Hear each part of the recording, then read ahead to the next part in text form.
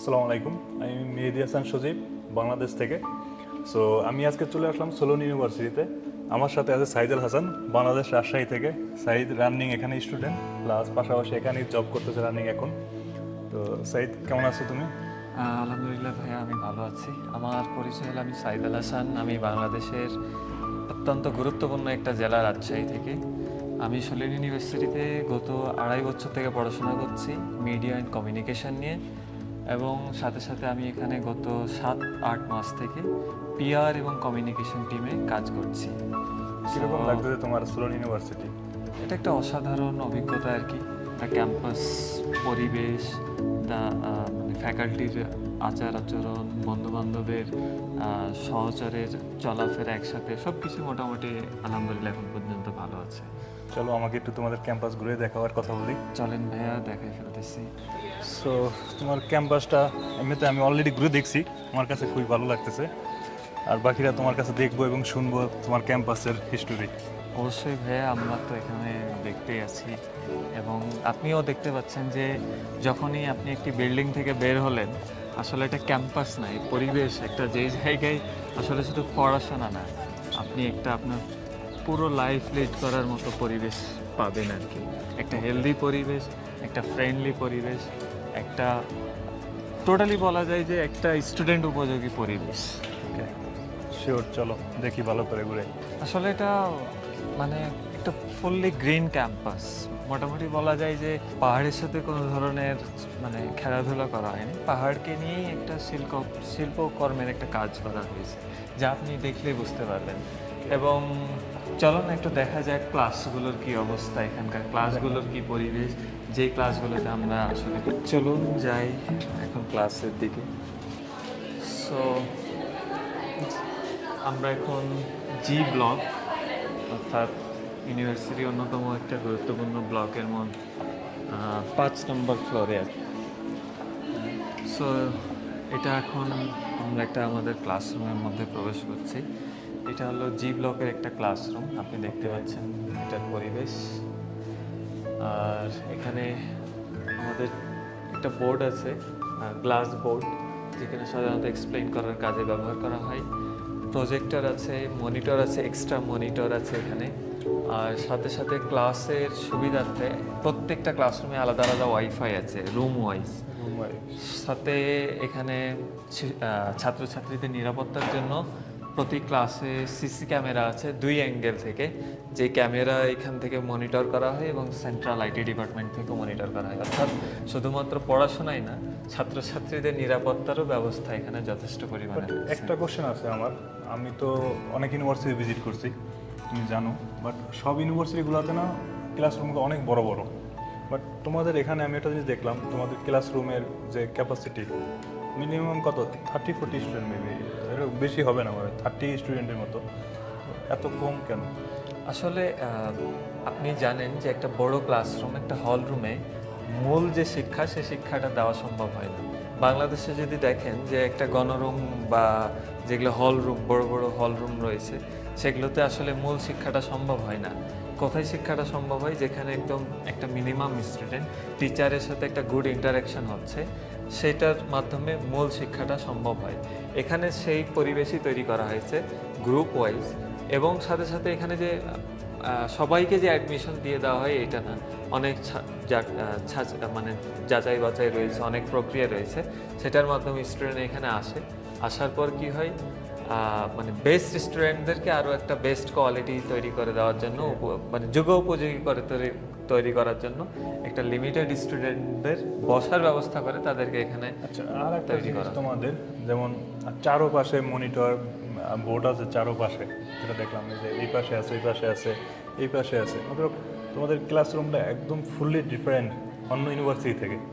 আসলে মেইন সমস্যা কী আছে, আপনি যদি ডিজিটাল যুগে যান, ডিজিটাল যুগে আসলে কি হয় যে একদিকে সবাই টিচারেরা বসে আছে, আর একদিকে হলো যে মনিটরে কাজ হচ্ছে, মানে সবাই একদিকেই ফোকাস।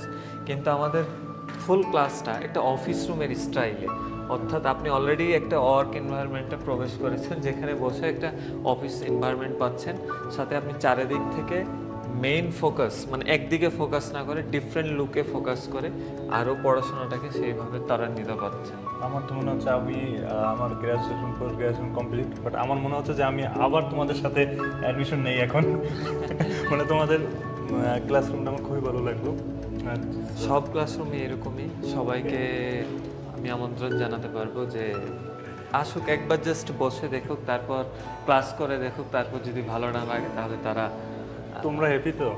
আমরা তো হ্যাপি, আমরা হ্যাপি না থাকলে তো চলে যেতাম। ঠিক আছে, চলো আমি তোমার অফিসটা দেখবো, তোমার অফিস রুমটা একটু আমাকে দেখাও।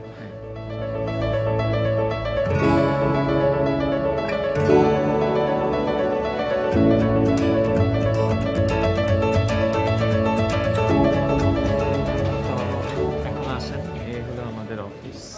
ওকে, মূলত আমাদের মধ্যে আমার অফিস আর কি, এখানে আমি মূলত কাজ করে থাকি। এটা আমাদের পিআর অ্যান্ড মার্কেটিং টিমের সাব অফিস বলা যায়। আমাদের মেইন অফিস মূলত পাঁচতলায়, কিন্তু এটা হলো সলিনীতে আমাদের টিম অফিস। এখানেই তোমার মানে এটা হচ্ছে সুরনির ভিতরে যে অফিসটা, এটাই তোমরা মেনটেন করো এখানেরটা?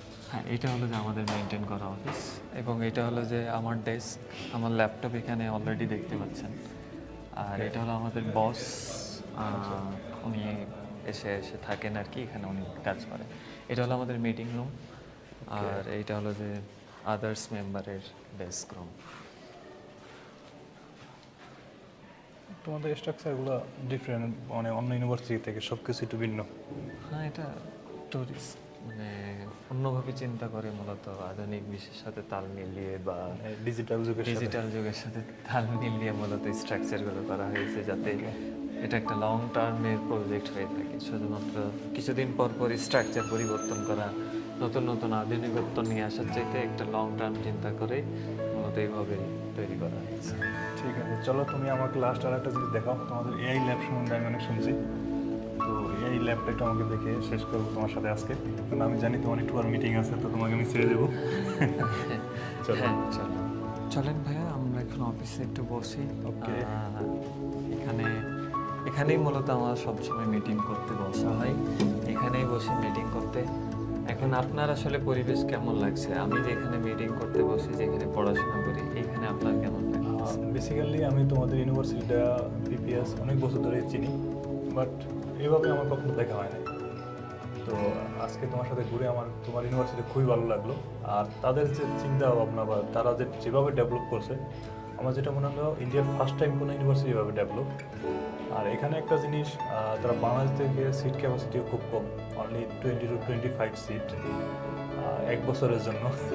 এটা অনেক বড় বিষয়, কারণ অন্য অন্য ইউনিভার্সিটিতে 200-300 সিট থাকে, 200-300 এরকম। সো ওভারঅল আমার তোমার সব কিছু ভালো লাগছে, কারণ এখানে যে ডেভেলপমেন্ট বা এদের মানে ক্লাসরুম বা এদের ল্যাবস এভরিথিং না তোমার ইউরোপের স্টাইলে করা, মানে ডেভেলপমেন্ট কান্ট্রির স্টাইলে করা। সো ওভারঅল আমার কাছে সব কিছু ভালো লাগলো। আসলে দেখুন, 5000 স্টুডেন্টকে নিয়ে 5000 স্টুডেন্টকে সেই ক্যাপাসিটি স্টুডেন্টকে আপনি কিছু না দিতে পারলে নিয়ে, তো আসলে এটা একটা মানে অনর্থক কাজ হলো। আমার কাছে 500 জনের ক্যাপাসিটির ক্লাসরুম আছে, বেস্ট আমি দিতে পারবো তাদের। আমি সেই পরিমাণ মতো নিয়ে তাদেরকে আমি একজন মানে কি বলবো, শ্রেষ্ঠ একজন ছাত্র, একজন ওয়ার্ল্ডের জন্য সময় উপযোগী একজন করে তোলার জন্য যতটুকু আমাদের স্টুডেন্ট প্রয়োজন, যতটুকুকে আমি বেস্ট দিতে পারবো, ততটুকু নিয়ে তাদেরকে সেভাবে তৈরি করাটাই এরা এখানে করে থাকতেছে। ওকে, অ্যাকচুয়ালি সবচেয়ে বেশি ভালো লাগছে যে তোমরা অনেক হ্যাপি আছো এখানে। তো আমি অনেক ইউনিভার্সিটি ভিজিট করি, তো ওখানে অনেক ইউনিভার্সিটিতে অনেক প্রবলেম বা অনেক কিছু নিয়ে আমি কথা বলি, এবং কি অথরিটির সাথেও আমার অনেক রকম ডিসকাশন হয়। আজকে তোমাদের যে ওনার সাথে আমার একটা মিটিং আছে, তুমি জানো, তো দ্যাটস ওয়াই আমার এখানে আসা। তো এই সুবাদে আমি তোমাদের সাথে আজকে দেখা করা, আগেও দেখা হয়েছে তোমার সাথে, কমিউনিকেশন আছে। সো আজকে টাইম দিলে আমাকে অনেকক্ষণ, ধন্যবাদ ভাইয়া তোমাকে, এবং কি তোমার মিটিং এর টাইম হয়ে গেছে আমি দেখতেছি। না ভাইয়া, আপনাকে পেয়ে আসলে আমরা ধন্য, এবং আমার শুধুমাত্র আমার না, আপনার মাধ্যমে একটা যেখানে আমি পড়াশোনা করি সেই বিষয়টা আমার নিজের দেশে তুলে ধরতে পেরেছি, এই জন্য আমি খুব খুশি আর কি। থ্যাংক ইউ ভাইয়া, নেক্সট টাইম দেখা হবে আবার তোমার সাথে, আমি তোমার টাইম ওয়েস্ট না করি। Thank you, best wishes for you. Thank you.